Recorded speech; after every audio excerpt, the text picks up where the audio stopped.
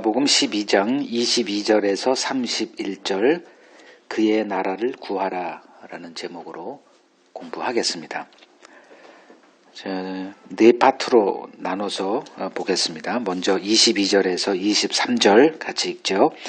또 제자들에게 이르시되 그러므로 내가 너희에게 이르노니 너희 목숨을 위하여 무엇을 먹을까 몸을 위하여 무엇을 입을까 염려하지 말라. 목숨이 음식보다 중하고 몸이 의복보다 중하니라. 지난번 말씀과 계속 연결이 되는 거죠. 그래서 또 제자들에게 이렇게 시작이 됩니다. 주님께서 제자들에게 삼가 모든 탐심을 물리치라. 사람의 생명이 그 소유에 넉넉한데 있지 아니하니라 라고 이제 말씀을 하십니다. 탐심은 왜 사람이 탐심에 매여 있을까라고 할 때 그 탐심은 이제 염려의 산물이에요. 염려가 없다면 탐심이 나올 리가 없습니다. 그 탐심의 배후에 염려라는 게 자리하고 있다. 그럼 이제 인간이 왜 염려에 이렇게 매여 살지라고 할 때는 또 뭔가가 이제 있는데 오늘은 이제 염려. 그러니까 염려의 문제가 해결되지 않는 한 탐심을 물리치며 사는 것은 불가능한 일입니다. 그래서 제자들에게 이제 염려에 대한 문제를 이제 언급하시는 거예요. 그 목숨을 위하여 무엇을 먹을까, 무엇을 입을까 염려하지 말라 이렇게 얘기를 해요. 염려는 뭐 하지 말라고 해서 하지 않을 수 있는 게 아니죠. 그렇다면 뭐 얼마나 쉽겠어요? 하지 마 이렇게 뭐 로봇같이 이렇게 작동을 하고 단추를 누르면 염려하지 않는 거라면 얼마나 쉽겠어요? 염려는 우리의 의지로 통제되는 게 아닙니다. 인간의 본능이기 때문에 그냥 자연스럽게 내 의도와 상관없이 그냥 튀어나와서 우리를 장악해버리는 강력한 힘입니다. 그래서 성경이 인간을 죄의 종이다 이렇게 말하는 거예요. 죄의 종이다 이 말은 탐심에 붙들려 탐심의 노예로 살아간다 이 말입니다. 죄의 종이다 이 얘기는 우리의 주인은 죄다 이거예요. 그러니까 죄가 시키는 대로 종은 따라가는 거예요. 그래서 죄의 종이다.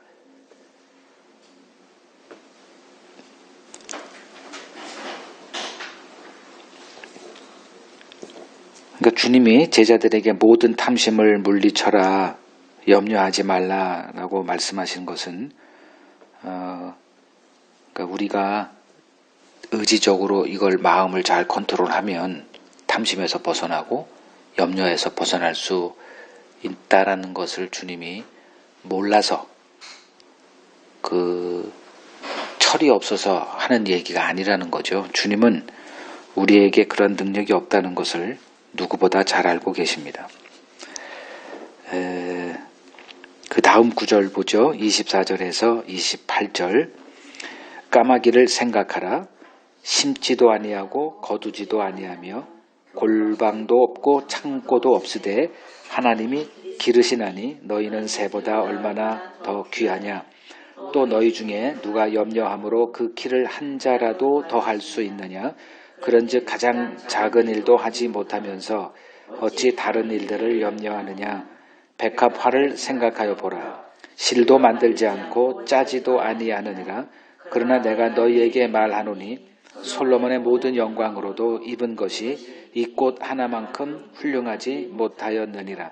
오늘 있다가 내일 아궁이에 던져지는 들풀도 하나님이 이렇게 입히시거든 하물며 너희일까 보냐. 믿음이 작은 자들아.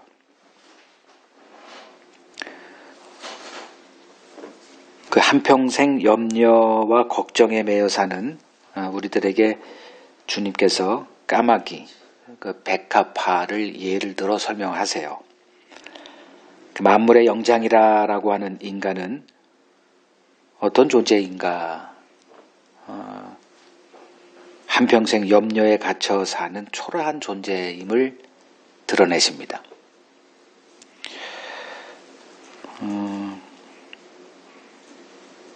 미물인 까마귀는 자기 양식을 위해 심거나 거두는 일도 하지 않아요. 근데 우리는 이걸 해야만 먹고 살아요. 골방도 없고 창고도 없습니다. 그럼 그들은 어떻게 살아가느냐? 주님이 지금 말씀하시는 거죠. 하나님이 기르시고 하나님이 입히신다 이렇게 표현해요. 주님은. 그러니까 그들은 그냥 하나님이 공급해 주어. 그러니까 자기가 만들었으니 자기가 나를 책임져 줘야 돼라고 하는 이 시스템 속에서 이 모든 피조물들이 살아간대요. 그런데 인간은 왜 일해야 되죠? 왜 염려에 매달려 있어야 되죠? 뭔가가 벌어졌다는 걸 얘기를 해요. 그 전제가 깔려 있어요. 너희들은 왜 그런 줄 아니? 이렇게 되는 거예요. 너희가 왜 염려하고 살아야 되는지 아니? 너희가 왜 탐심에 그렇게 매여서 한평생 그 탐심에서 못 벗어나서 그 힘든 짐 지고 살아가는지 아니? 이때 주님이 등장시킨 게 이제 까마귀, 백합화예요.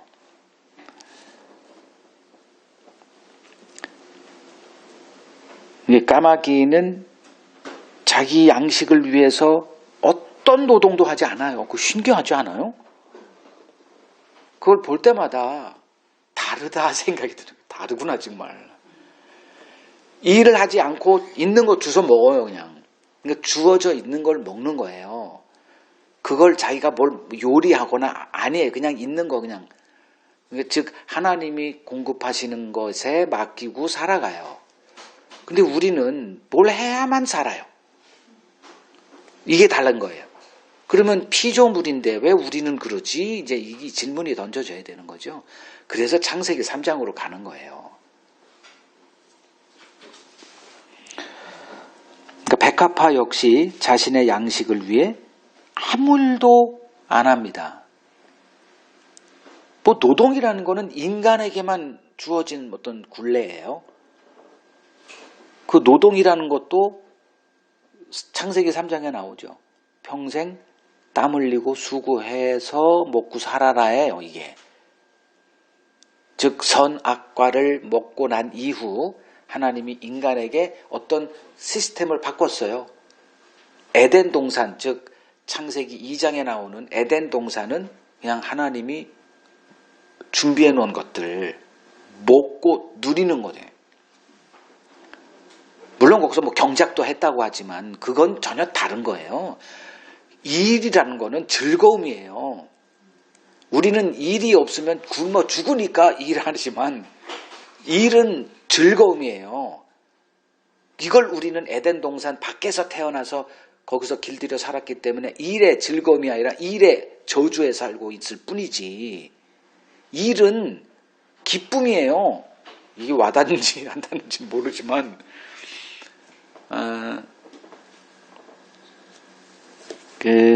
이제 까마귀도 일하네요. 백합화도 일하네요. 우리만 일해요.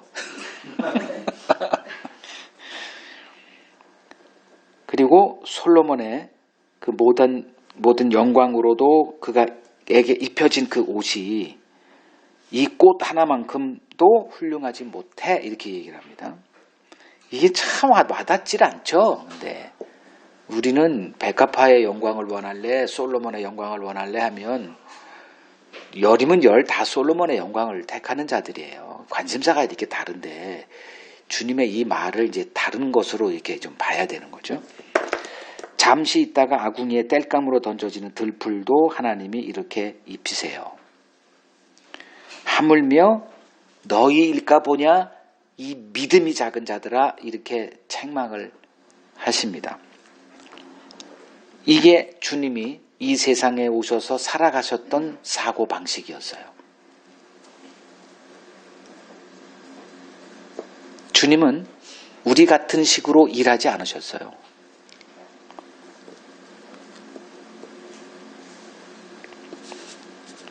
자, 염려한다고 키를 한 치나 더 크게 할 수 있냐고 말씀하세요. 25절에. 근데 그러한 작은 것도 하지 못하면서 뭐하러 염려해? 이런 뉘앙스입니다. 염려는 인간 누구에게나 이렇게 갖게 된 질병이죠. 마음의 질병. 이걸 타고났어요. 그냥 있어요. 그냥 우리 안에. 언제 걸렸는지는 뭐 추적이 안 되지만 하여간에 있어. 태어날 때부터 이게 안고 태어난 이 질병이죠. 염려한다고 해서 무엇이 바뀌지 않는다는 거 다 알아요. 그런데도 해요. 왜? 염려의 종이기 때문에. 이건 본능이에요, 우리들의. 어디서부터 나온 거냐? 독립하면서부터 나온 거예요. 하나님의 그 은혜의 세계에서 내가 내 삶을 내가 책임지겠다. 이게 선악과를 먹은 거예요. 그 자리에서, 은혜의 자리에서 내가 내 삶을 책임지는 삶으로, 그래서 간섭을 잘라버리고, 이게 독립이잖아요. 독립에는 이러한 막중한 책임이 이제 따르죠. 대가 지불해야 돼요. 그래도 독립하겠대요.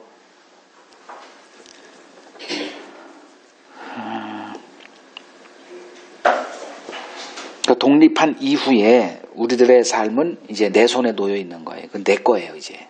그러니까 내가 책임져야 됩니다. 모든 결과를 내가 책임져야 돼요. 근데 인생이 그렇게 만만하지가 않잖아요. 이 인간이 계획한 대로 안 되는 게 세상이에요. 왜냐? 때가 있고 내가 아무리 계획을 세워도 때를 안 만나면 이게 안 되네? 그래서 기다려야 되는 거, 농부같이.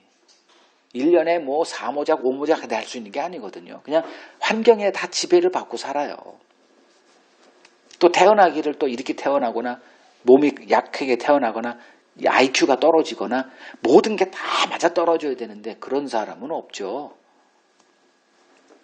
내 삶을 주관할 능력이 우리에게 없기 때문에 염려는 그냥 있는 거예요.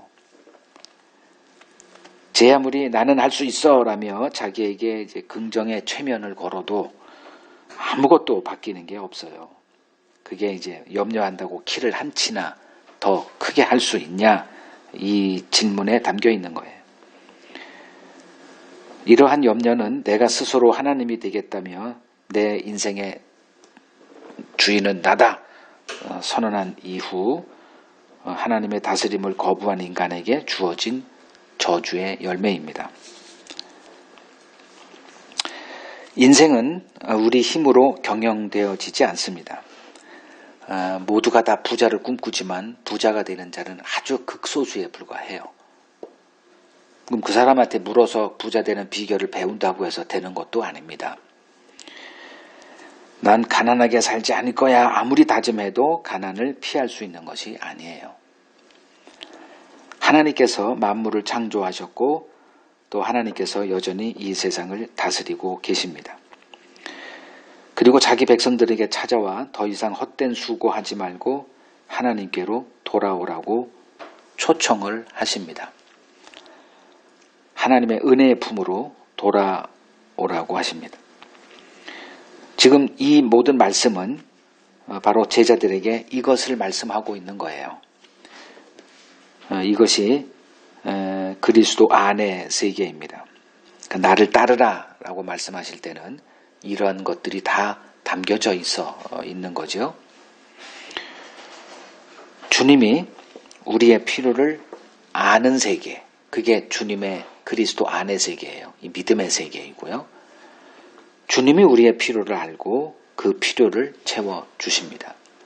부모가 자녀의 필요를 알고 때 맞춰서 다 공급해 주듯이 하늘에 계신 우리 아버지께서 우리의 필요를 아시고 공급해 줘요. 그게 출애굽한 이후에 만나로 상징되는 거예요.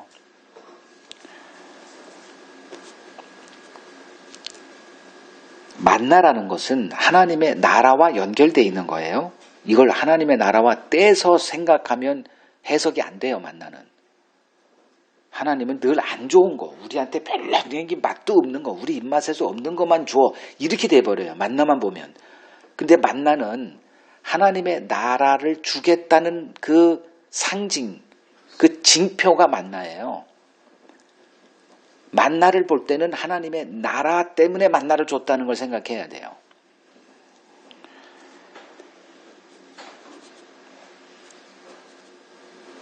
주님의 이 은혜의 세계를 맛본 그 베드로는 너희 염려를 다 주께 맡기라. 이는 그가 너희를 돌보심이라. 이렇게 말했던 겁니다. 이게 복음의 부르심이에요. 자, 그 다음 보죠. 29절에서 31절 읽겠습니다. 너희는 무엇을 먹을까 무엇을 마실까 하여 구하지 말며 근심하지도 말라. 이 모든 것은 세상 백성들이 구하는 것이라. 너희 아버지께서는 이런 것이 너희에게 있어야 할 것을 아시느니라. 자, 주님께서 무엇을 먹을까 무엇을 마실까 이것 구하지 말라 이렇게 얘기를 했어요. 엄히 명하셨어요. 근데 우리들은 계속 이것 구하고 살잖아요. 뭐 예수의 내 이름으로 뭐든지 구하면 내가 다 이뤄줄게. 그래서 예수의 이름 딱 붙여놓고 이것 구하고 저것 구하고 뭐 한국교회 산당 제사가 곳곳마다 있죠. 새벽기도, 철야기도. 뭐 주일 예배는 뭐 아닌가요? 똑같죠. 우리들에게 뭘 먹을까 뭘 마실까 구하지도 말며 근심하지도 말라라고 얘기를 해요. 왜냐하면 주님의 세계가 다른 세계이기 때문에 그래요. 그래서 제자들에게만 통하는 말이에요. 이렇게 말씀하신 것은 하늘 아버지께서 너희의 필요를 알고 계시기 때문에 그래요. 너희 아버지께서는 이런 것이 너희에게 있어야 할 것을 아시느니라가 답이에요. 그러니까 알고 있으니까 구하지 말아야 되냐 뭐 이런 얘기들이 계속 반복되는데 뭐 닭이 먼저냐 달걀이 먼저냐 그만하고 무슨 말씀이더냐만 알면은 되는 거예요. 주님이 지금 왜 이런 말씀을 하시는 거야?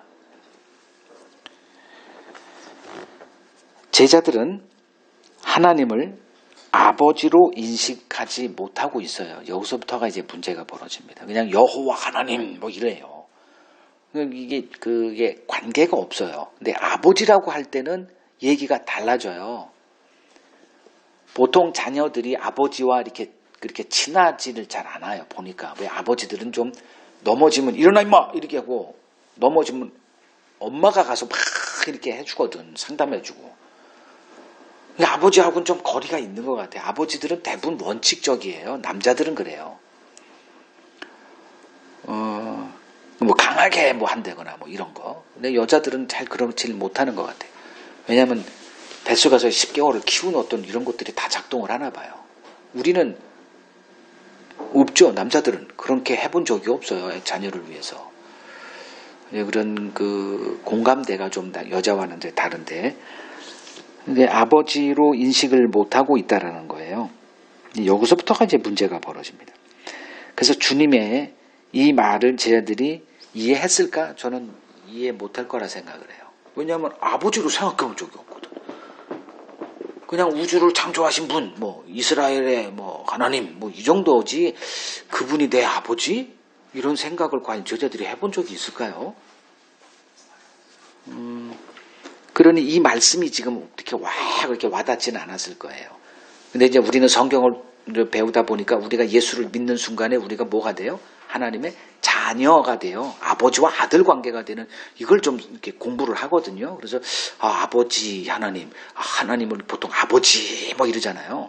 어떤 일이 팍 벌어져 아버지 그러면 이거 다 그리스도인들이에요. 하나님을 아버지라고 이렇게 칭호가 돼요. 그러면 아버지가 뭔가를 이제 아는 자로서의 이걸 해석을 하면 됩니다. 뭐 우리 역시 마찬가지죠. 하나님을 아버지로 인식하는 자가 얼마나 될까? 그냥 아버지라고 이제 이렇게 학습했다고 아버지로 인식하고 살까? 이런. 여러분들은 하나님을 아버지로 인식하고 살아가요? 아버지와 관계가 나쁜 사람들은 이 하나님을 아버지라 그러면 하나님 나쁜 분 이런 게 연상이 된다 그러더라고요. 그래서 그 심리학적으로 또 뭐 내적 치유니 뭐 이런 걸 해가지고 뭐 이해가 안 되는 건 아니에요.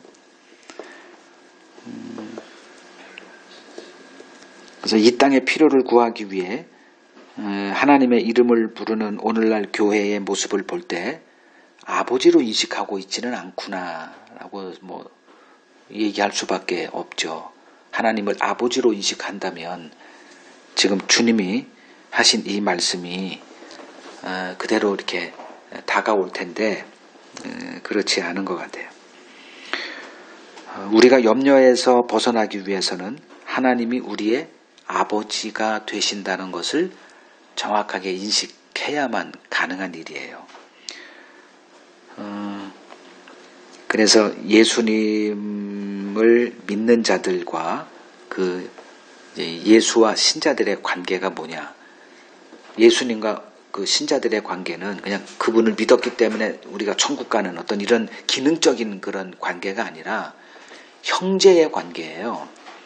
그래서 히브리서 2장 11절을 보면 주님이 우리를 형제라 부르시기를 부끄러워하지 않았다.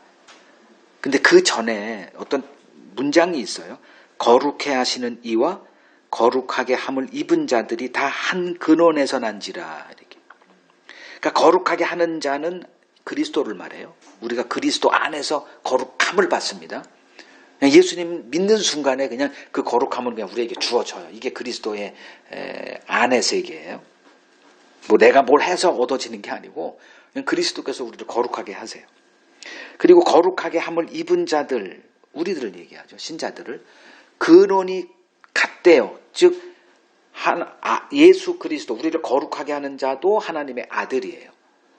그리고 그 우리들, 거룩하게 함을 입은 자들도 다 한 근원에서 났다. 아버지께로부터 난 자들이다 라고 계속 얘기를 해요. 내가 너희를 낳았다. 이렇게. 그러니까 같은 근원이기 때문에 그리스도께서 우리를 형제라 부르기를 부끄러워하지 않았대요.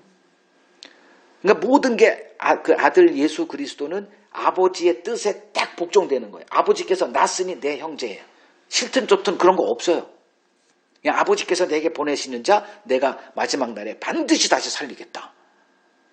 교회도 마찬가지죠. 우리가 원하는 스타일이 다 있어요. 이런 분이 좀 교회에서 이렇게 좀 왔으면 좀 그걸 다 무시하고 하나님은 그냥 알아서 보내요.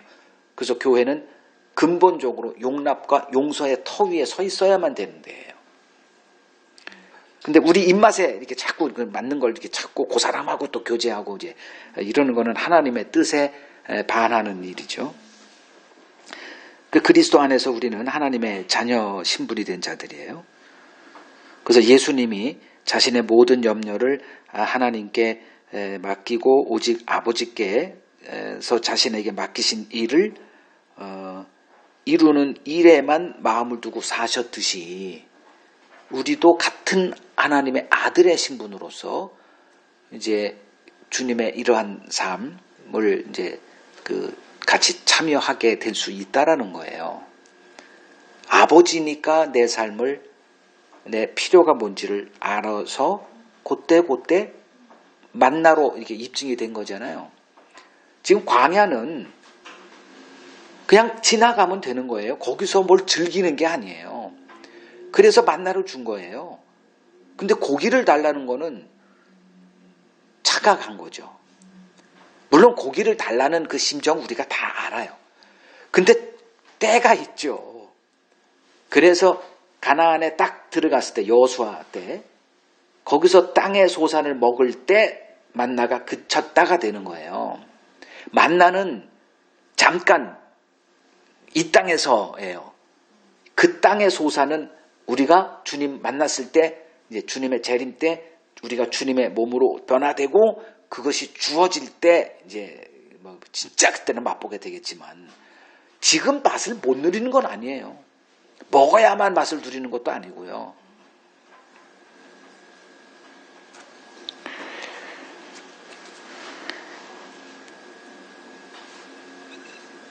그러니까 구하지 말라. 무엇을 먹을까, 무엇을 마실까 구하지도 말며 근심하지도 말라. 이 얘기는 날 바라봐요. 딴소리가 아니에요. 날 바라봐. 내 삶을 보여줄게. 본이 없는 거예요, 우리들은. 목사 봐봤자 결국은 다 챙기고 있더라고, 지 가족들 거. 본을 못 보는 거예요, 우리들은. 그래서 그건 안 되는 거예요. 목사가 목자입니까? 목자는 예수 그리스도의 고유 명사예요. 그걸 우리들에게 적용시키면 안 되죠. 그냥 단순히 우리에게 제사장이 예수님이 아니잖아요. 상징하는 거죠. 그리스도를 보면 돼요.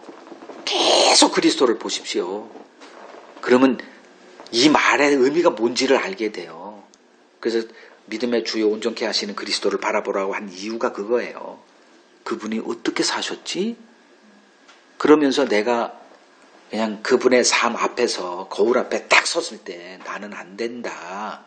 정죄를 그냥 받고 나는 아니구나. 왜 예수님을 하나님이 보내셔야만 했는지를, 왜 구약의 1500년 동안 이 율법 언약에 이게 왜 필요했는지를 주님을 보면서 아는 거예요.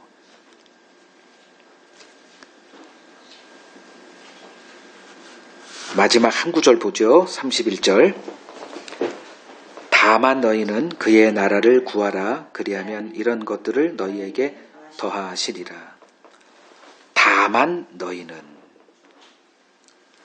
달라, 이런 게 포함되어 있죠. 이 세상 사람들이 다 그렇게 살아가는데, 그런데 다만 너희는 이렇게 되는 거예요. 그러니까 다만 너희는 요 뜻을 좀 풀면 그러나 너희는 이렇게 되는 거예요. 너희는 다른 자들이야. 이게 되는 거예요. 주님은 그들이 내 안의 세계에 있다는 걸 알고 다 얘기하시는 거예요.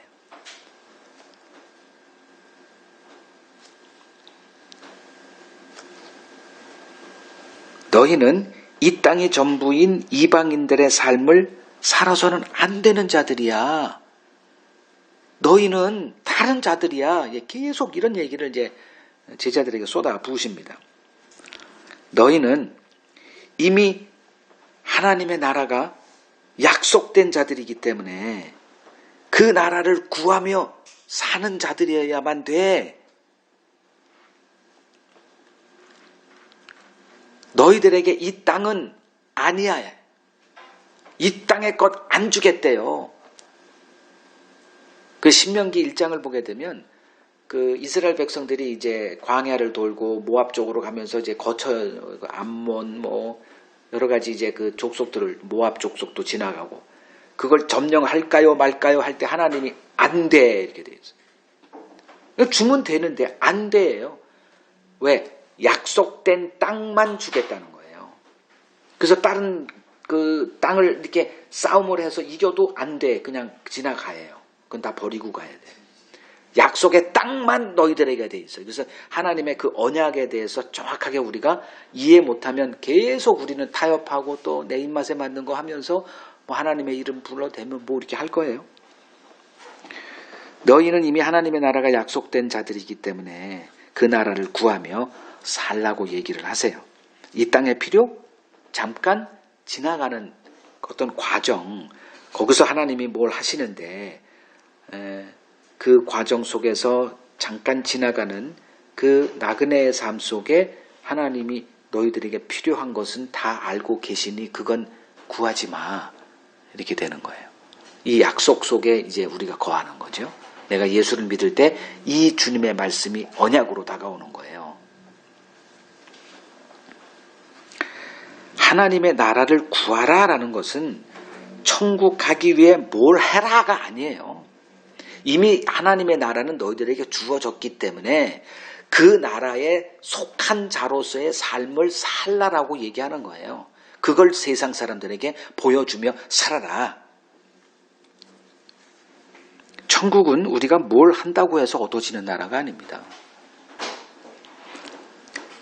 이 하나님의 나라의 구성원은, 천국 구성원은 이미 창세전에 그리스도 안에서 다 확정되고 때에 따라서 때에 맞춰서 하나님이 우리를 찾아와서 부르고 복음 안에서 이런 일을 하나님이 하셨네. 이 믿음 안에서 그걸 받아들이고 아, 내가 이 땅을 기업으로 얻었구나. 내가 한 게 아니라 그리스도의 안에서 하나님이 다 하시고 우리를 지금 그리스도 안의 세계로 부르신 거구나. 그러면 우리들이 알아야 될 거는 그리스도 안의 세계가 도대체 무엇인가를 알아가는 거예요.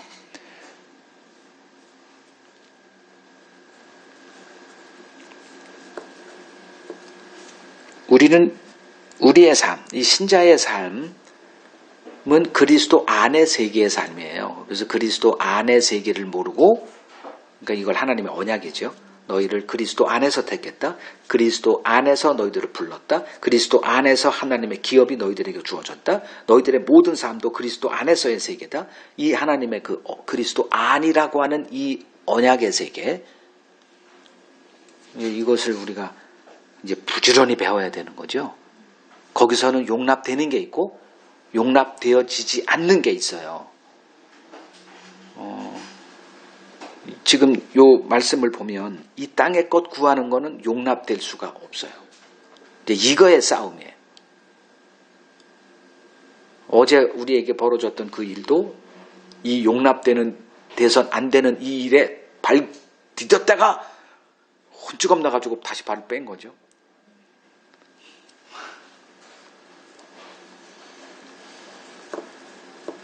우리들은 이제 그리스도의 안의 세계가 어떤 세계고 거기서 하나님이 용납하시는 것, 용납하지 않는 것, 이걸 부지런히 배워나가는 겁니다. 그 예표가 이제 다 이스라엘 백성들에게서 벌어졌던 것들이에요. 그 율법 언약 속에 이미 답은 다 주어져 있었던 거죠. 이게 우리가 부름받은 그 부르심의 세계예요. 지금 내 삶의 모습이 내가 하나님의 나라에 속한 자라는 것을 드러내며 살고 있는지 우리가 부단히 말씀의 기준을 갖고 점검해 봐야 하는 이유입니다.